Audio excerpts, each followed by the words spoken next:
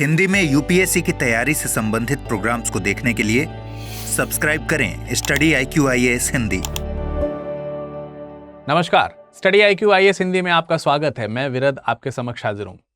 IAS और उसके पद से संबंधित बहुत सारे आप लोगों के प्रश्न रहते हैं और हम अपने तमाम सारे सेशंस के माध्यम से उन सभी प्रश्नों का उत्तर देने का प्रयास करते हैं। आज उसके सबसे लुभावने प्रश्न की ओर हैं हम लोग, जिसमें अक्सर आप लोग ये खोजने का प्रयास करते हो कि आखिर एक IAS अधिकारी का वेतन क्या होता है, भत्ते कितने होते हैं, क्या क्या सुविधाएं मिलती हैं। इन सब के ऊपर हम थोड़ी सी चर्चा करेंगे, क्योंकि इट्स अ काइंड ऑफ कह सकते हैं मोटिवेशन। ये मोटिवेशन ही होता है जो हम लोगों को आगे तक ले जाता है। तो ये भी एक प्रकार का मोटिवेशन है कि IAS को मिलने वाली किस प्रकार की सुविधाएं होती हैं, क्या उसकी सैलरीज वगैरह होती हैं। ये एक और मोटिवेशन का पॉइंट है जो आपको इस तैयारी के लिए प्रेरित करता है निस्संदेह। बाकी आपके अलग अलग विचार होते हैं, आपके अलग अलग कारण होते हैं एक IAS बनने के। उनमें एक कारण तो कहीं ना कहीं ये भी होता है, इसमें कोई दो राय है नहीं। तो चलिए आज हम लोग देखेंगे कि जब हम लोग IAS बनते हैं तो उसके वेतन क्या हो सकते हैं, भत्ते क्या हो सकते हैं, सुविधाएं क्या हो सकते हैं, इसके ऊपर चर्चा करेंगे। लेकिन पहले हम थोड़ी सी चर्चा फौरी तौर पर ये कर लेना चाहते हैं कि ये एग्जाम मतलब ये बनने के लिए आपको क्या करना पड़ेगा। सबसे पहले तो आप जो है ग्रेजुएट होने चाहिए, ठीक है। आप जो है ग्रेजुएट होने चाहिए। अगर आप ग्रेजुएट नहीं हैं तो फिर आप IAS का पद नहीं पा सकते हैं। हालांकि IAS का एग्जामिनेशन जो है IAS इंडियन एडमिनिस्ट्रेटिव सर्विसेज जो है, ये सिविल सेवा का एक पद है, सिविल सर्विसेज का एक पद है। और इसके लिए एग्ज़ाम कंडक्ट कराने की जो संस्था है वो UPSC है। UPSC हर साल एग्ज़ाम कराती है। अब आगे जो प्रीलिम्स होगा, उस प्रीलिम्स में जो एग्ज़ाम होगा वो 2025 के लिए होगा, 2025 के लिए। ईयर 2025 को आप लोग टारगेट कर रहे होंगे। 2025 को टारगेट करते हुए हमारे बैचेस भी हैं, अभी बैच के बारे में आपको बता दूंगा। UPSC में 3 चरण होते हैं, 2 चरण होते हैं। एक प्रारंभिक परीक्षा होती है और एक होती है मुख्य परीक्षा। प्रारंभिक परीक्षा में 2 पेपर होते हैं, पेपर 1, पेपर 2, ठीक है। पेपर 1 और पेपर 2, ये 2 परीक्षाएं होती हैं। पेपर 1 GS है, पेपर 2 भी GS है, लेकिन पेपर 2 GS जो है इसको नॉर्मली हम लोग CSAT कहते हैं, ठीक है। एप्टीट्यूड टेस्ट है, तो हम लोग CSAT कहते हैं। और ये वाला पेपर तो जनरली GS का रहता ही है। इसके बाद मुख्य परीक्षा जो होता है, इसके 2 चरण होते हैं।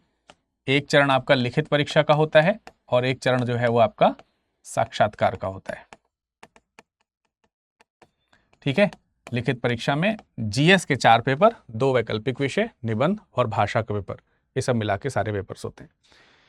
अब ये वाला जो चरण है, ये चरण केवल क्वालिफाइंग है for mains, only for mains. इसका कोई भी लेना देना जो है मेरिट से नहीं है, इसमें मेरिट नहीं बनती है, या मेरिट में इसके अंक जो है वो जोड़े नहीं जाते हैं।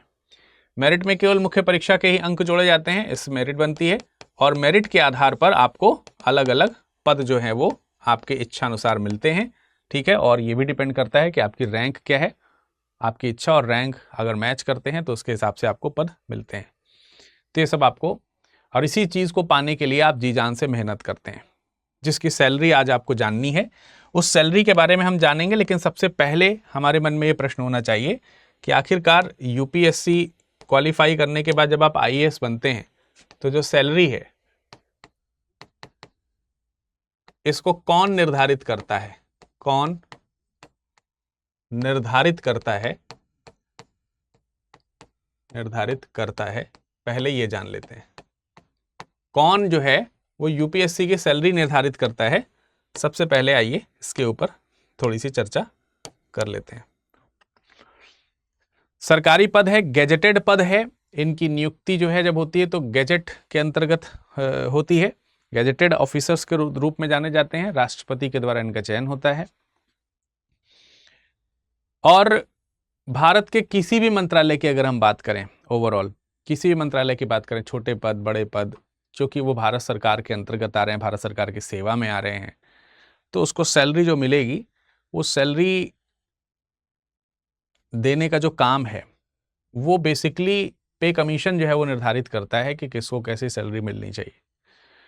तो उसमें तमाम सारी चीज़ों का एक्युमुलेशन होता है, ख़ास तौर से कि वर्तमान में महंगाई दर क्या है, और महंगाई दर के आधार पर जो है और जो संबंधित रैंक का जो अधिकारी है उस रैंक के अकॉर्डिंग, उस महंगाई दर के अकॉर्डिंग उसकी सैलरी क्या होनी चाहिए, इसको कैलकुलेट किया जाता है।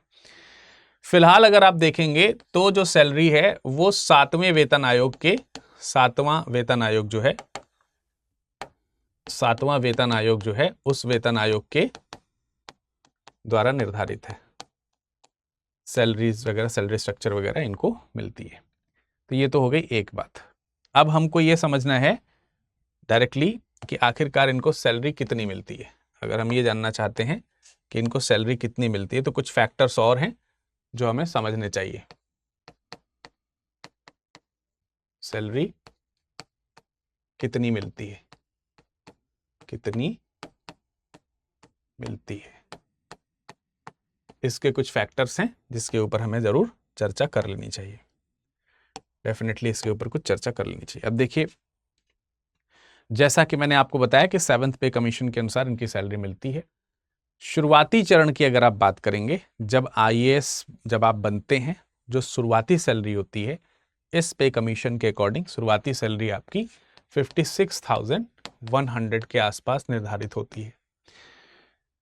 और विभिन्न पदोन्नति को प्राप्त करते हुए जो सर्वोच्च पद है, सबसे बड़ा जो पद है आप जो प्राप्त करते हैं, उस सर्वोच्च पद तक पहुंचते पहुंचते जो कि एक कैबिनेट सेक्रेटरी का पद होता है, वहां तक पहुंचते पहुंचते आपकी सैलरी जो है वो 2,50,000 तक पहुंच जाती है। ये बेसिक सैलरी की बात है, ठीक है। सबसे बड़ा जो पद होता है जब आप वहां पहुंचते हैं, तो शुरुआत से लेकर के इस बड़े रैंक तक पहुंचने में आपको कई वर्षों का समय लग जाता है।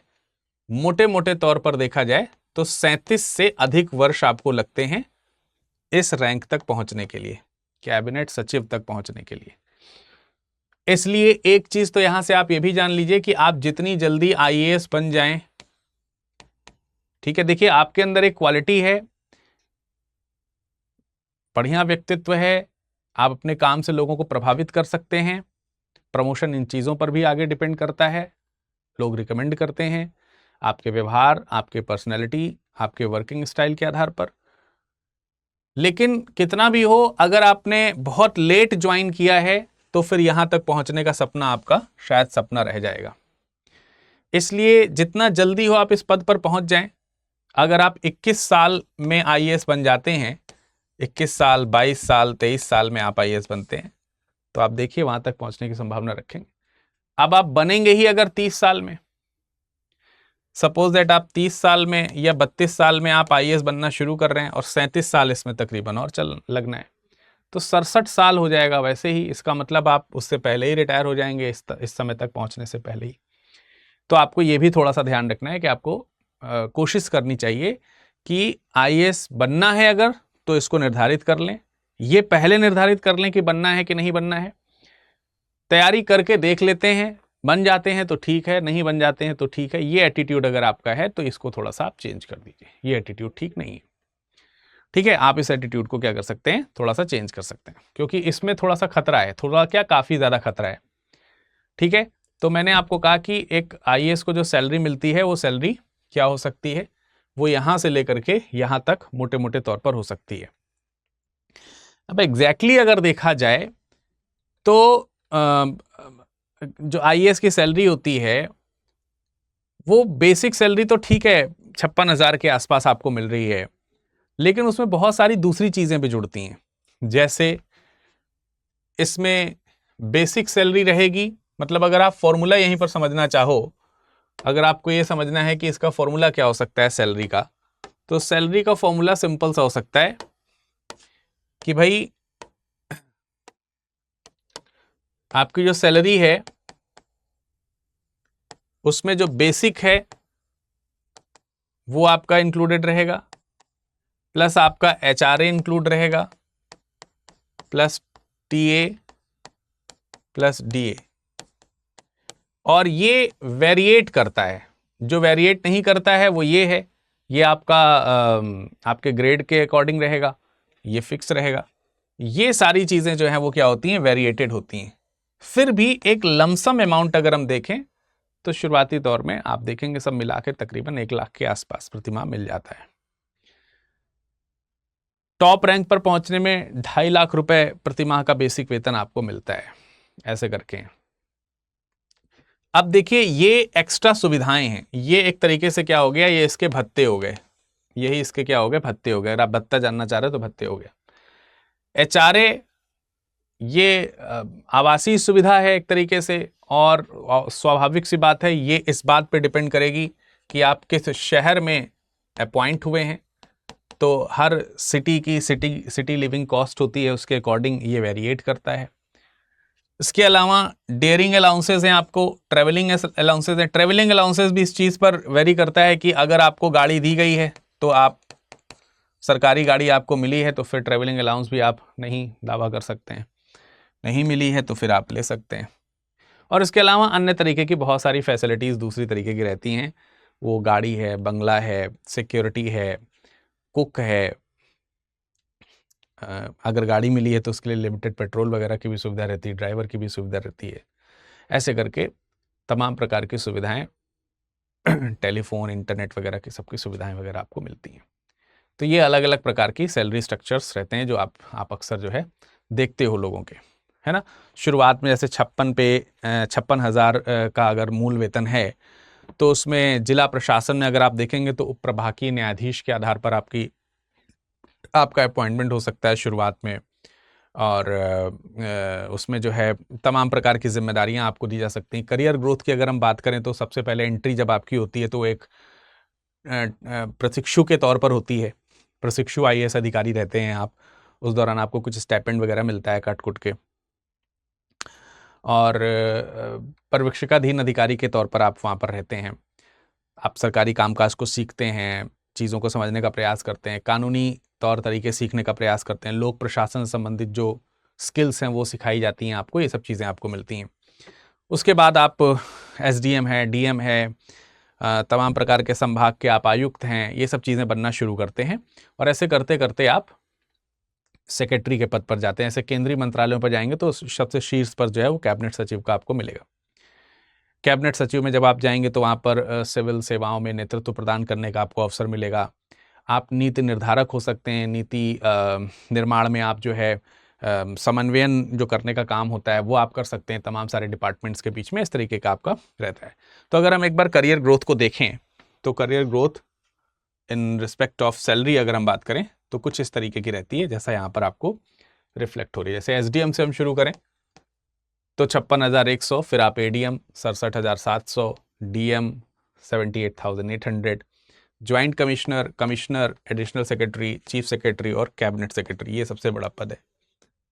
यहाँ तक पहुँचना आपका ख्वाब होना चाहिए, लेकिन यहाँ तक पहुँचने का रास्ता बड़ा आसान नहीं है, काफ़ी अलग अलग आपको कठिनाइयों के दौर से गुजरना पड़ सकता है।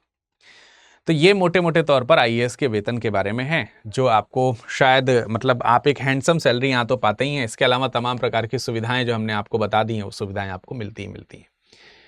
तो आप 2025 की तैयारी करना है तो यार देखो देर नहीं करना है ना, इसीलिए मैं आपको कह रहा हूँ कि IAS अगर बनना ही है तो शुरुआत में निर्धारित कर लो कि आपको IAS बनना है या नहीं बनना है। IAS नहीं बनना है तो फिर तो कोई बात ही नहीं, बनना है तो फिर विलंब करने की आवश्यकता नहीं है। सबसे बेस्ट आपको स्टडी IQ IAS हिंदी की तरफ से प्रतिज्ञा बैच दिया गया है 2025 के लिए। अगर आप 2025 में नहीं बनना चाहते हैं तो फिर आप 2026 में बनना चाहेंगे, या फिर 2027 में बनना चाह रहे होंगे, या फिर उसके अलावा आगे के वर्ष। तो अगर 25 के अलावा किसी बैच को ज्वाइन कर रहे हैं तो आप लॉन्ग टर्म बैच पे क्लिक करके ज्वाइन करिए, और अगर आप 2025 को टारगेट कर रहे हैं तो आप प्रतिज्ञा प्लस में यहीं से शुरू कीजिए। हिंदी, इंग्लिश और इंग्लिश तीनों में है, किसी भी लैंग्वेज में आप बैच परचेज कर सकते हैं। सभी लैंग्वेजेस में मैक्सिमम डिस्काउंट पाने के लिए आप विरद लाइव कोड का इस्तेमाल करेंगे। शानदार पढ़ाया जाता है तीनों मीडियम में। बहुत सारे बच्चे इंग्लिश बैच लेते हैं, उन्हें लगता है कि हिंदी और इंग्लिश मिक्स करके पढ़ लेंगे तो थोड़ा ठीक रहेगा, जो आपके ऊपर है। प्योर हिंदी में पढ़ना चाहते हैं विद कंटेंट तो आपको हिंदी बैच लेना चाहिए। मज़े की बात यह है कि प्रीलिम्स को पास करने की हम आदत डालते हैं इसमें, और इसको पास करने की आदत डालने के लिए हम हर हफ्ते टेस्ट कराते हैं। अगर आप फर्स्ट रैंक लाएंगे तो जितनी बार आप फर्स्ट रैंक लाएंगे, हर हफ्ते टेस्ट हो रहा है, हर हफ्ते आपके पास फर्स्ट रैंक लाने का मौका है, जितनी बार आप फर्स्ट रैंक लाएंगे उतनी बार 11,000 रुपये आपको पुरस्कार राशि दी जाएगी। प्रीलिम्स क्वालिफाई करने के लिए आप तैयारी कर रहे हैं और प्रीलिम्स क्वालिफाई कर लिया आपने, तो आपकी जो फीस है ना ये वापस कर दी जाएगी, तो ये और बढ़िया बात है। बाकी लाइव क्लासेस तो आपको मिलती ही हैं इसमें, ठीक है, लाइव क्लासेस आपको मिलेंगी, डेली बेसिस पे आंसर राइटिंग के लिए क्वेश्चंस मिल रहे होंगे आपको। इसके अलावा लाइव क्लासेस में जीएस की लाइव क्लासेस मिलेंगी, इसके अलावा आपको सीसैट की भी लाइव क्लासेस मिलेगी, इसके अलावा करंट अफेयर्स की भी लाइव क्लासेस मिलेंगी। कुल मिला के तकरीबन 5 घंटे के आसपास प्रतिदिन लाइव क्लासेस मिलेंगी। केवल जीएस की बात करें तो 1000 से अधिक घंटे की लाइव क्लासेस टोटल हमारी इसके अंदर आपको मिलने वाली, बाकी ये तो कंटिन्यूशन में रहेगा ही। फिर उसके बाद हम प्रीलिम्स की तैयारी के लिए एक अलग स्पेशल बैच चलाते हैं जिसको हम SIP बोलते हैं, success in prelims programme. Success in prelims में आपको जैसे मान लेते हैं कि जून में पेपर होना है, मई में पेपर होना है तो तकरीबन जनवरी या फरवरी के आसपास से आपको स्पेशल बैच SIP का दिया जाएगा, जिसमें हम खास तौर से सिर्फ प्रारंभिक परीक्षा के ऊपर फोकस्ड हो जाएंगे। जनवरी आने से पहले तक हम प्रारंभिक और मुख्य परीक्षा की एक साथ तैयारी कर रहे होंगे, इसीलिए हमने आपको डेली आंसर राइटिंग देने की बात कही है। इससे फ़ायदा ये होगा कि आपको प्रीलिम्स की मतलब क्वालिफाई करने में मदद मिलेगी। इसमें टेस्ट सीरीज़ वगैरह भी आपकी रहेंगी और ये सब फ्री रहेगा, मतलब ये बैच भी फ्री है, टेस्ट सीरीज़ फ्री है, ये बैचेस तो आपको मिल ही रहे हैं, अलग से हम आपको प्राइज़ मनी दे ही रहे हैं। प्री क्वालिफाई करिए, हम आपको आपके पैसे भी लौटा देंगे सारे। इसके अलावा मेंस की तैयारी के लिए आपको निःशुल्क आवासीय सुविधा दे रहे हैं, निःशुल्क आवासीय सुविधा। तो आप यहाँ पर आएंगे, दिल्ली में NCR में हमारे सेंटर हैं, वहाँ पर आपको रहने खाने की व्यवस्था की जाएगी, बढ़िया से रहिए, खाइए और पढ़िए, सारी व्यवस्था दिल्ली NCR में आपको जब तक मेंस का पेपर होगा उसकी प्रिपरेशन के लिए आपको रोका जाएगा। मेंस क्वालिफाई कीजिए, इंटरव्यू की तैयारी कीजिए, इंटरव्यू गाइडेंस प्रोग्राम है हमारे पास में, तो ये भी निःशुल्क है आपके लिए। ये सब चीज़ आप निःशुल्क करा सकते हैं, just you have to qualify prelims. और आप देखिए, ये इसका मतलब ये हो गया कि जो IAS बनेगा वो फ्री में बनेगा, इसके बात की गारंटी हमें। अगर आप हमारे यहाँ से IAS बन रहे हैं तो इस बात की गारंटी है कि आप फ्री में IAS बन रहे होंगे। आप IAS नहीं बन रहे हैं उस केस में ही आप केवल ये पैसा दे रहे हैं, आप ये सोच के रखिए। यानी हम अपनी संस्था से फ्री में आपको IAS IPS वगैरह बना रहे हैं, क्योंकि IAS बनने के लिए आपको प्रीलिम्स क्वालिफाई करना पड़ेगा। आपने प्रीलिम्स क्वालिफाई किया, हमने आपका पैसा वापस किया। यानी दावे के साथ इस बात को कहा जा सकता है कि स्टडी IQ IAS हिंदी जो है वो फ्री में IAS बना रही है। जो नहीं बन रहे हैं IAS, पैसा केवल उनसे लिया जा रहा है। तो इसका मतलब ये नहीं हुआ कि अगर नहीं बने तो सर हमारा पैसा डूब गया। पैसा डूबने जैसा कुछ नहीं है यहाँ पर। बात यह है कि आप IAS बनिए। मुद्दा यह है कि आपका ये हाईली मोटिवेशन होना चाहिए कि आप IAS बन सकें। इसके लिए ही तो हम ये सारा काम कर रहे हैं। और इनफैक्ट न सिर्फ आपको फ्री में बैच मिलने वाला है, बल्कि आप हमसे 11,000 रुपये प्रति हफ्ता जीत सकते हैं, पा सकते हैं। 2026-27 की तैयारी कीजिए। अच्छा, बुक्स वगैरह भी इसमें सब फ्री हैं। बुक्स भी आपको मिलेंगे, एक सिलेक्शन बॉक्स मिलेगा, सिलेक्शन बॉक्स। तो आपको कुछ भी नहीं करना है। सोचिए, सारा पैसा वापस हो जा रहा है आपका, फ्री में आपको किताबें मिल रही हैं, फ्री में बैच मिल रहा है, सब कुछ तो है। तो ये चीज़ आपको यहाँ पर करनी होगी। सिलेक्शन बॉक्स में आपको बुक्स भी मिलेंगे, 18 किताबों का एक सेट मिलेगा, और इसके अलावा पढ़ाई से संबंधित अन्य एसेसरीज वगैरह जो हैं वो सारी चीज़ें आपको इसमें मिलेंगी। देखिए कैसे करना है। स्टडी IQ की वेबसाइट पे जाइए, हिंदी का कोर्स सेलेक्ट कीजिए। हिंदी का कोर्स सेलेक्ट करने के बाद आप इस पर क्लिक करके कोर्स सेलेक्ट कर सकते हैं। ये देखिए यहाँ पर लॉन्ग टर्म बैच प्रतिज्ञा का, यहाँ पर लॉन्ग टर्म बैच 26 के लिए, 27 के लिए और ये 2025 के लिए। जिसमें चाहे उसमें एडमिशन ले लीजिए। जैसे मान लेते हैं 2027 के ऊपर आप क्लिक कर रहे हैं, ठीक है, तो आप ज्वाइन कीजिए। बाय नाउ का ऑप्शन रहेगा, बाय नाउ के ऑप्शन पे क्लिक कीजिए, ठीक है, और इसमें जो है आप लॉगिन कर लीजिए।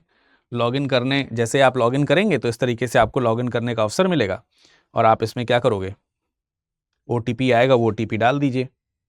अब ये यहाँ से लॉगिन हो गया। इसके बाद आप इस बैच में जाइए, बैच को परचेज कर लीजिए बाय नाउ के ऑप्शन पे जा करके। एक चीज़ का ध्यान रखना है कि बाय नाउ के ऑप्शन पे परचेज करने के से पहले यहाँ पर अवेलेबल ऑफर पे क्लिक कीजिएगा। क्लिक करने के बाद यहाँ पे कोड डालिएगा विरद लाइव, ठीक है। यहाँ पे आपको कोड क्या डालना है, विरद लाइव, VIRADLIVE डाल के अप्लाई ज़रूर कीजिए। देखिए 36,000 का आपको 2027 का बैच आपको मिल रहा है। अब इसी में बाय नाउ का ऑप्शन आएगा, क्लिक कीजिएगा, क्लिक करने के बाद कंटिन्यू कीजिएगा। कंटिन्यू करने में आप देखेंगे कि आपको 4 ऑप्शनल भी मिल रहे होंगे। आप किसी 4 ऑप्शन में से एक ऑप्शनल को सेलेक्ट करिए। 15,000 का ऑप्शनल केवल 10,000 में आपको मिल जाएगा। इन चारों में से किसी एक ऑप्शनल को आप ले सकते हैं। ऑप्शनल जरूर साथ में लें, मेरा ये मानना है। ये भी आपका वापस हो जाएगा। अगर आप प्रीलिम्स क्वालिफाई करोगे तो ऑप्शनल का भी पैसा आपको वापस हो जाएगा। तो मतलब पूरा आईएएस फ्री में बना रहे हैं, ऐसे समझ लीजिए आप। या फिर अगर आप 2025 का ही बैच लेना चाहते हो तो भाई 2025 का ही ले लो आप, कोई दिक्कत नहीं है। आप एक्सप्लोर करो यहाँ पर। एक्सप्लोर करने के बाद यहाँ पर आइए, 2025 का ये बैच है प्रतिज्ञा प्लस। अमृत उपाध्याय सर इसमें पढ़ाना शुरू करेंगे, 11 तारीख से बैच शुरू हो रहा है। बाय नाउ का ऑप्शन है, 3 ऑफर्स अवेलेबल हैं। विरद लाइव कोड आपको लगाना है यहाँ पर, ठीक है, VIRADLIVE, अप्लाई करना है, ठीक है। यहाँ पर देख लो विरद लाइव लग गया कि नहीं। 23,000 में आपको ये बैच मिल जाएगा। 23,000 में मात्र आपको ये बैच मिल जाएगा। आप आसानी से इस बैच को 23,000 रुपये में ले सकते हैं। अब देखिए, ये एक और बड़ी बात है, ये एक और बड़ी बात है कि यहाँ पर 23,999 का बैच लिखा हुआ है। इसका मतलब ये आज हमारे कोड पे, मेरे कोड पे ये आज एक विशेष सुविधा मिल रही है। ये कभी कभी किसी फैकल्टी के कोड पे विशेष सुविधाएं मिल जाती हैं। तो आज एक विशेष सुविधा देखिए आपके सामने मिल रही है। और वो क्या मिल रही है विशेष सुविधा? वो ये है कि ये देखिए 23,000 रुपये में आपको ये विशेष सुविधा मिल रही है, आपके सामने है। तो अगर आज परचेज कर लोगे तो फिर 1,000 रुपये का वैसे भी आपको फायदा हो जाना है, ठीक है। 1,000 रुपये का आपको वैसे भी फायदा हो जाना है। तो जल्दी करिए, फिर आज ही परचेज कर लीजिए। 2027 के लिए 35,999 रुपये फीस है, आप ले सकते हैं। देखिए इसमें नहीं छूट है, इसमें 36,000 रुपये था, उसमें 36,000 रुपये दिखा रहा था। लेकिन अगर आप लॉन्ग टर्म या यहाँ वाला बैच ले रहे हैं तो इसमें 1,000 रुपये की छूट है, 22,999, यानी 23,000 में मिल रहा है, जबकि यहाँ 23,999 लिखा है। 1,000 रुपये की मेरे कोड पे आज एक्स्ट्रा छूट मिल रही है। तो अभी आप इसको परचेज कर लीजिए। कोई समस्या हो तो हमें लिख भेजिए। मेरा टेलीग्राम है विरद VIRAD.Dubey DUBEY, इस नाम से आप हमें टेलीग्राम में या फिर इंस्टाग्राम में, ठीक है, यहां पर संपर्क कर सकते हैं, अपना मैसेज ड्रॉप कर सकते हैं। चलिए, आपका समय शुभ हो, इसी उम्मीद के साथ धन्यवाद। हिंदी में यूपीएससी की तैयारी से संबंधित प्रोग्राम्स को देखने के लिए सब्सक्राइब करें स्टडी IQ IAS हिंदी।